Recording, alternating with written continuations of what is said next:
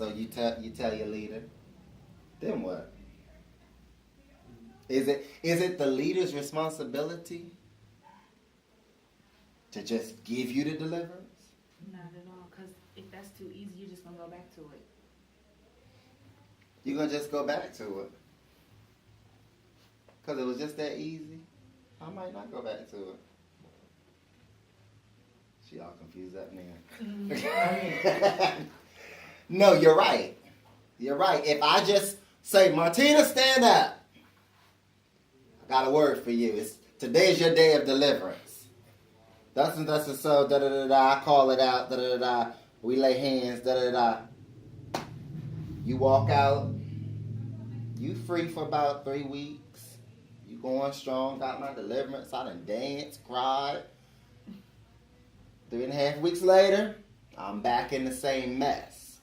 But if Martina makes a decision, I'm sick of living like this. I'm sick of doing this. I'm sick of the repercussions that come along with this type of lifestyle or this type of thing that I keep picking up to do. And she runs to the altar and says, I need deliverance and I need something from God. She holds on to it. You know why? Because she became desperate enough to seek out the deliverer and the deliverance. How desperate are you to attain your deliverance? Because we know who's holding the deliverance. We got an equation here. We know who's holding the deliverance. We know we need to be delivered from. We know where to go to get it. How bad do I want the deliverance? Am I willing to do whatever it takes? Because in deliverance, the thing I like about deliverance is different from healing. Because healing is the children's bread. I mean, he gives that. Deliverance, you're going to have to work for that thing. You got to put in work. You got to cut people off in deliverance. Some people you can't talk to.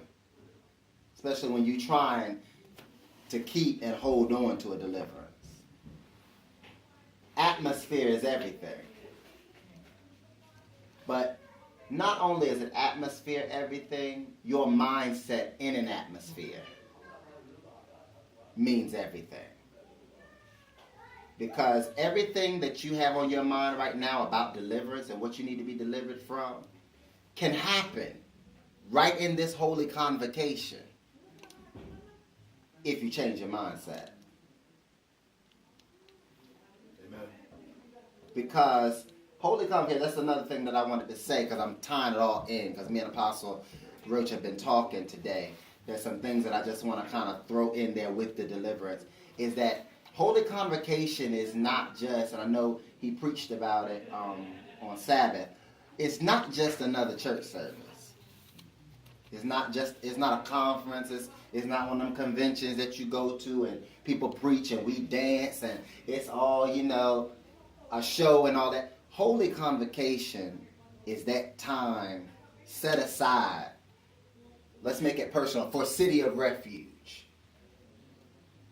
That the impartation that is needed for the next level of ministry and the next dimension and the next place is going to be released at any moment. It could be released in the teaching. It can be released in the services. It could be released in the impartation. It could be released while somebody's doing praise and worship. It doesn't have a time slot attached to it. It doesn't have a time tag or a time card on it. And it could drop at any moment. And if I'm thinking about what I got going on at home, if I'm thinking about why this didn't work out, or I'm thinking about this bill, I'm thinking about this, I'm thinking about her, she didn't speak to me, I'm mad with him because he rolled his eyes, and my mind is just cluttered with a whole bunch of stuff, I miss the deposit. And everything that I have been praying for all year long has led up to this moment, and I get right here. Thank you for and I miss my next level because, not because I wasn't present, not because I wasn't there, not because it wasn't there for me, but because my mind was wrong, my thought process was wrong, my expectation was wrong. Because a lot of times we miss deliverance, not because it's not available, but because of technicality. Thank you, Lord. Yeah.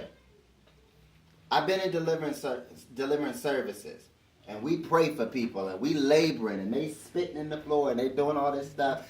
And I'll get right up, and Holy Spirit will speak and say, it wasn't nothing. It's a waste of time. Because the mind didn't change. Deliverance first starts in the mind. Once your mind shifts, then everything else has to line up. Because I teach people all the time that what you think about eventually filters down to what's in your heart. And that's what you feel. Bible says, out of the abundance of the heart, the mouth speaks.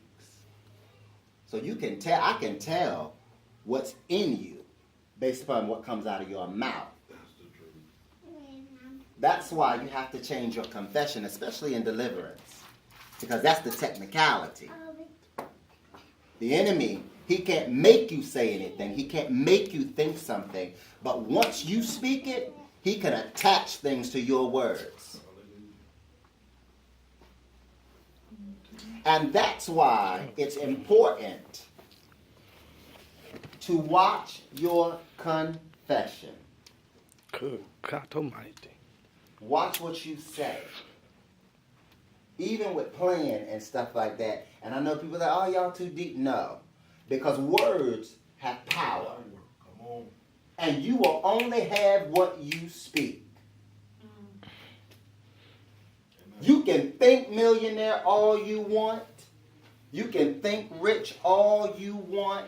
But if you speak broke, I guarantee you that will be your portion.